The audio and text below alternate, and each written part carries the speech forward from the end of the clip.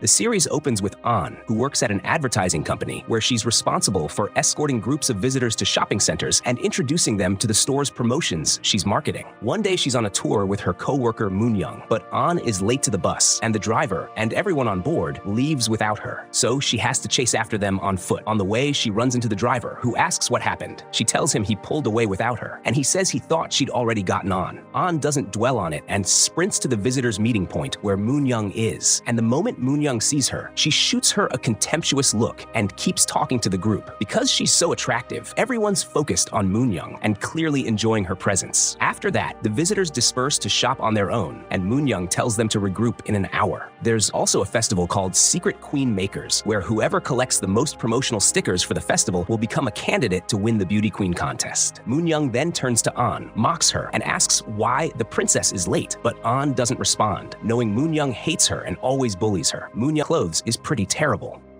She stops to look at herself in the mirror, tells herself she knows she isn't pretty, and glances at the girls around her, realizing how much more attractive they are. She thinks, fine, she knows her place and won't aim for anything more. She then through the mall. She gets into an elevator where there's a little boy. An smiles at him and plays along, but the child screams, cries, and tells her to stay away. His mother, surprised, asks if An did anything, and the boy blurts out that he doesn't like ugly women. An is stunned and humiliated, while the other passengers laugh and whisper about her looks. The mother apologizes, says her son is a bit too blunt, then corrects herself and adds that he's just a kid who says anything. An tells her it's fine, steps out of the elevator, and tries to hide from everyone, her confidence completely shattered. Suddenly, a very handsome young man bumps into her hard enough that she falls. He apologizes, helps her to a seat, and brings her something to drink. An tells him she probably scared him with how she looks and apologizes, but he doesn't understand why she'd say that about herself and insists he's the one who should be apologizing. He then picks up a card that fell from her, one for the Secret Queen Makers Festival, and An tells him he can keep it if he wants because she doesn't need it. He asks why she isn't going to enter the festival.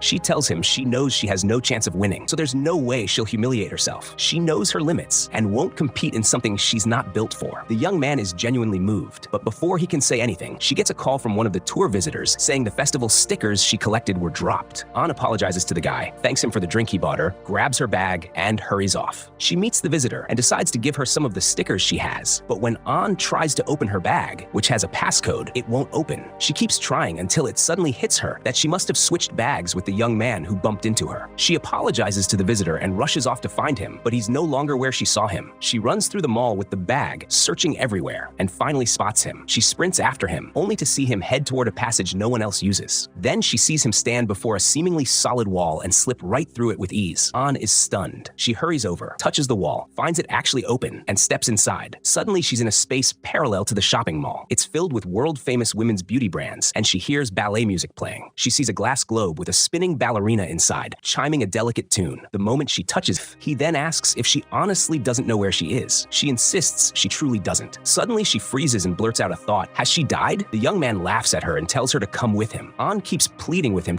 unable to move and has no choice but to follow him. Together, they arrive in a room full of magical mirrors, but An covers her face, unwilling to look. The young man asks why she won't look at herself. She explains that people look in mirrors to make themselves beautiful, but when she looks, she sees someone who could never be beautiful. He stops her in front of one of the mirrors, and the moment An looks into it, she finds herself transported into a memory from her past. While she's still inside the mirror's memory, An finds herself back in her school ballet class, sitting alone and sad. She opens the costume locker, decides to try on one of the dresses, puts it on, applies makeup, and looks at herself in the mirror, happy for a moment. She practices ballet steps until she suddenly falls to the floor, just as her classmates walk in and start mocking her dancing and appearance. From that moment on, An has hated looking in mirrors because every time she does, she recalls those looks of ridicule and sees herself as ugly the way they did. Suddenly, she snaps back to reality and asks the young man what just happened. He explains that anyone who looks into the magical mirrors relives their most painful memory, which is why she revisited that moment of fear and sadness. She asks him if she's seen him before, because he looks like a famous model. The young man asks why humans think that just because they see something, they're seeing the whole truth. An replies that's how it works. If someone's handsome, people automatically assume he's nice, rich, and has a great personality. He then asks why people compare themselves to each other and judge by the same standards even though everyone's criteria are different, acting as if judging others is life's purpose and ultimate goal. He tells her this is nothing but arrogance and pride, and goes on to say that humans themselves are the reason they drift away from the world. The young man quickly turns another mirror, and suddenly An finds herself back in the very first place she was after stepping through the wall. She asks him what just happened, and he explains that sometimes a person can remember something in vivid detail simply because its scent stayed imprinted in memory for a lifetime. Then he asks her how she wants people to remember her. An wonders if telling him her wish would actually make it come true. He tells her to choose the perfume she wants, so she picks 2 kinds and admits that she once wished she had a boyfriend to give one to. He asks if she's really wishing for a boyfriend. An says it would be nice, but what she really wants is a perfume that can make her be born all over again. The young man tells her that the perfume she broke was exactly meant to give her a new beginning, but recreating it would take another 100 years. Then he sprays her face with the perfume she chose and reminds her never to forget, not everything you see is the whole truth. Suddenly, An wakes up to the sound of Moon-young mocking her, saying she thought An had fallen in the bathroom. An feels upset and assumes everything she saw was just a dream, until Moon-young suddenly asks if she's wearing perfume. An sniffs herself and realizes it wasn't a dream at all. She finds herself holding a secret Queen Maker's Festival sticker with the same young man's picture on it. Shocked, she rushes to the spot where the magical wall had been, but now it looks like nothing more than an ordinary wall. Then she pulls her bag toward it, and instantly she slips back into the parallel world once again.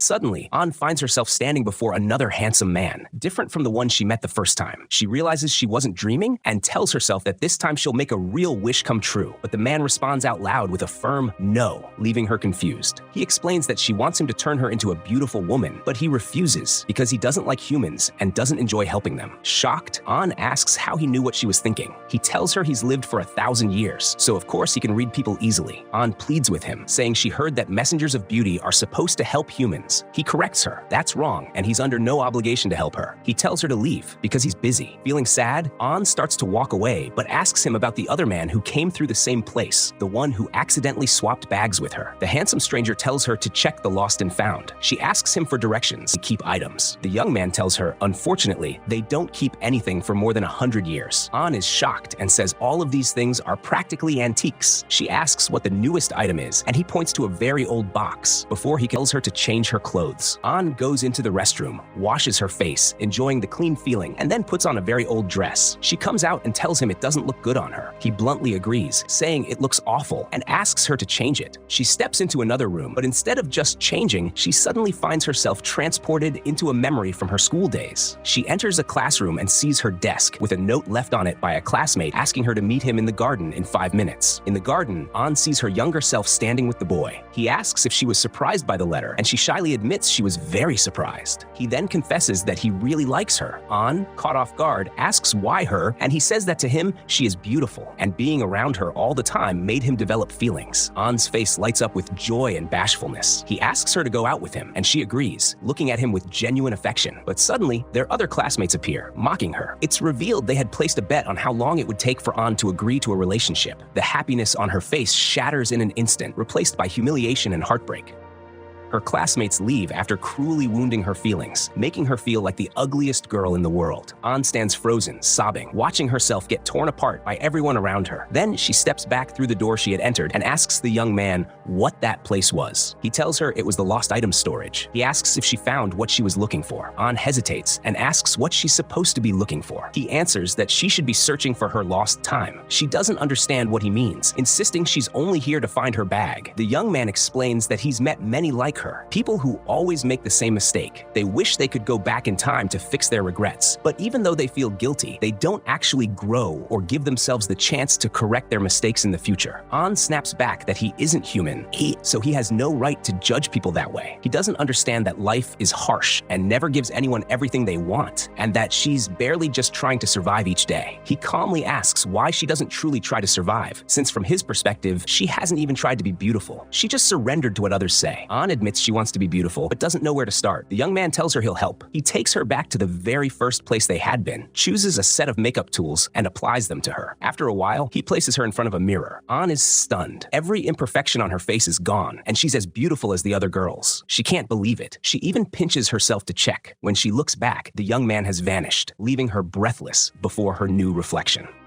An keeps searching for the young man to thank him, but she can't find him anywhere. Just as she's about to leave, she hears an alarm, and suddenly 4 young men appear, advancing toward her as if to arrest her. Terrified, An takes off running until a third stranger blocks her path, seizes her, and forces her into an interrogation room. People are watching her from behind glass, and she panics, pounding on the door. The investigator tells her to calm down, then sits across from her and asks her name. An nervously asks what she did to get arrested. He replies that it's clear she intends to deny everything. She tries to think of her mistake and remembers the 100-year-old perfume bottle she broke, realizing they must have taken her in because of that. She imagines herself spending the rest of her life working for them to pay it off, also stole someone else's bag, and that she's clearly an experienced criminal. An breaks down, protesting that she never stole anything. Then the witness from the jewelry store arrives. The moment he sees An, he claims she's the thief, saying he saw her himself. He explains to the investigator that while he was buying a ring for his girlfriend, a girl walked in, asked the clerk to throw away her gum in the trash, then took advantage of the distraction to steal everything and run. An insists he's lying because she never even entered the jewelry store. She reminds the investigator that he searched her and found nothing. She swears that if he actually finds stolen goods on her, she'll confess to being the thief. The investigator decides to open the bag she's carrying and asks for the passcode. An admits she doesn't know it because it isn't her bag. He forces it open with a metal rod, only for a blinding light to burst out from inside. Startled, he slams it shut immediately and demands to know where she got it. An explains that she mistakenly switched bags with a very handsome man she bumped into at the mall. The investigator is stunned. He tells her that she encountered the master himself and that the bag belongs to him. An is amazed and tells him the master even bought her a drink and sat with her. She then begs the investigator to go with her to the master directly so he can open the bag himself and reveal who the real criminal is.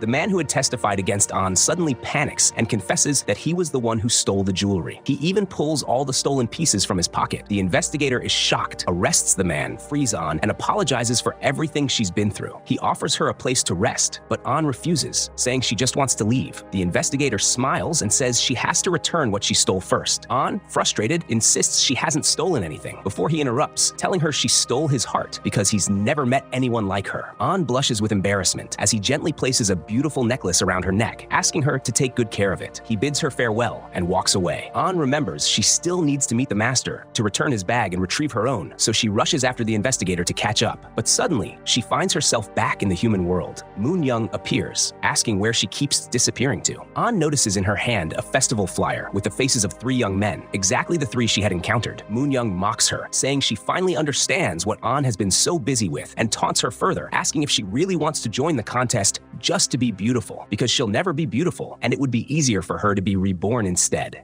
Deeply hurt, An tells her to stay out of her life and walks away. She hides in the restroom, weighed down with sadness, but then she remembers the investigator placing the necklace around her neck. Suddenly, her phone buzzes with a message. It's a group chat with her coworkers. She sees Moon Young and her friend ridiculing her for wanting to enter the competition, saying they just hope she doesn't tell anyone she works at the same company as them, because it would ruin their reputation. An storms out of the restroom, furious, blaming everything on the bag that dragged her into a dream she could never make real. She rips the necklace from her neck, ready to throw it away, when suddenly a 4th handsome young man grabs her hand. He begs her to come with him because he needs her. Holding her firmly, he leads her back to the magical wall. An resists, saying she doesn't want to go there again, but the young man pleads with her, insisting her help is vital. Just then, she sees Moon Young watching her with a mocking gaze. Remembering her cruel words, An decides to follow him. Relieved, she hugs him. She apologizes and tells him she's just happy to see him. He urges her to hurry and follow him. They stop in front of a door they must open, but it won't budge. An says they don't need the door because they can pass through the wall. Yet, the young man explains the magic of their world has weakened from the messengers of evil breaking in. An looks for a solution and notices a button by the door with the same symbol as her necklace. She quickly removes the necklace, fits it into the button, and the door opens. She asks if everything is back to normal, and he says not yet. They still have to open the master's bag. An says she doesn't know the passcode. He tells her there's no one else who can open it. She thinks hard, and then the festival sticker in her hand falls out. When she looks at the 3 young men pictured on it, she remembers the letter game she likes and takes the first letter of each of their names, turns them into numbers, and is able to unlock the bag.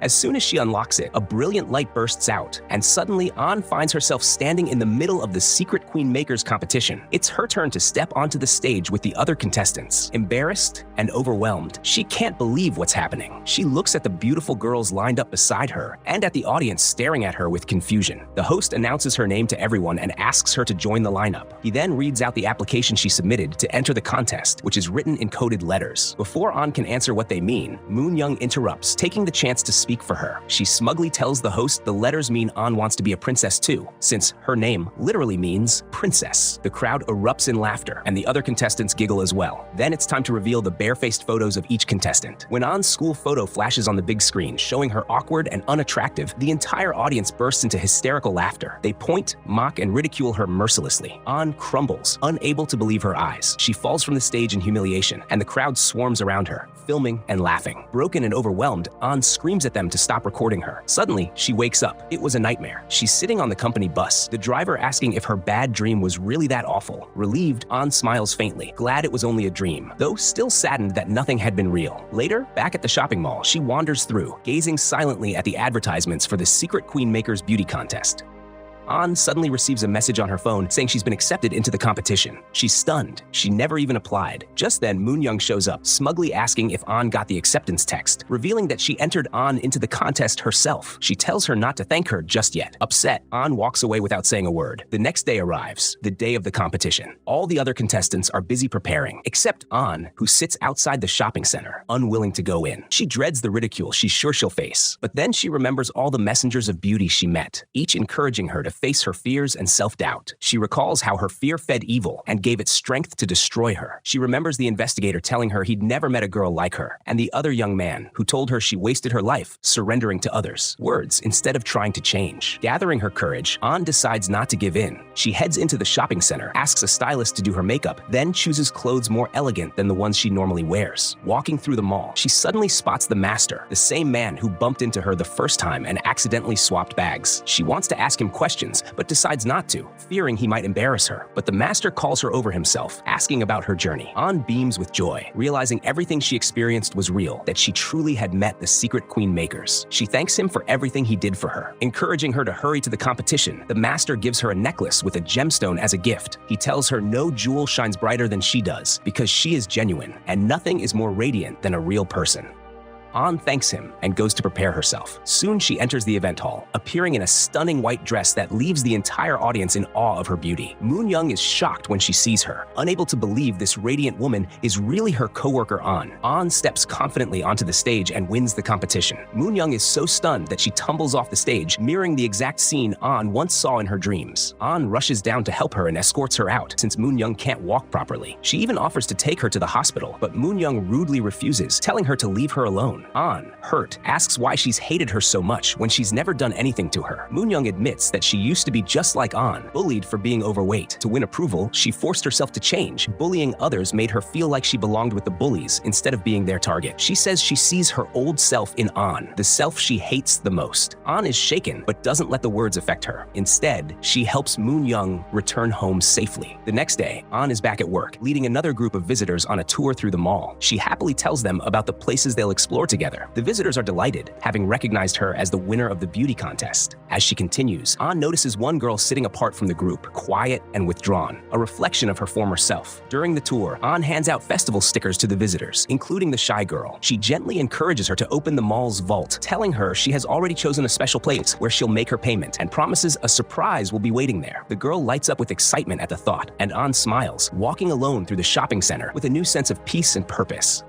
Suddenly, a very handsome young man notices her, and it seems like he recognizes her. The girls working in the shop immediately light up when they see him. He's their manager, and they're all smitten by him. An leaves the shop, but the manager follows her outside, only to realize she's disappeared. Out of nowhere, An appears behind him and asks what he wants from her, since she noticed he had been walking after her. Just then, his personal guards arrive, asking if there's a problem, and An is shocked to learn that he's actually the director of the entire shopping center. She quickly apologizes and asks if he knows her. her. He tells her he's the guy who bumped into her when she came out of the elevator and admits he had been looking for her, though he couldn't recognize her right away because she had changed her appearance. An is stunned to discover that the director is the same master from the world of beauty. Overjoyed, she agrees to properly meet him, realizing she has finally found the beauty and love she had been searching for. At that moment, the shy girl An had noticed earlier walks to the spot An directed her to. There, she finds a bag sitting alone and stares at it curiously. Suddenly, the bag slides toward the magical wall. The girl grabs it quickly and steps through the wall, entering the hidden world. Her life begins to change because An had chosen to help her rather than hate or bully her, remembering that she too once desperately needed someone's help.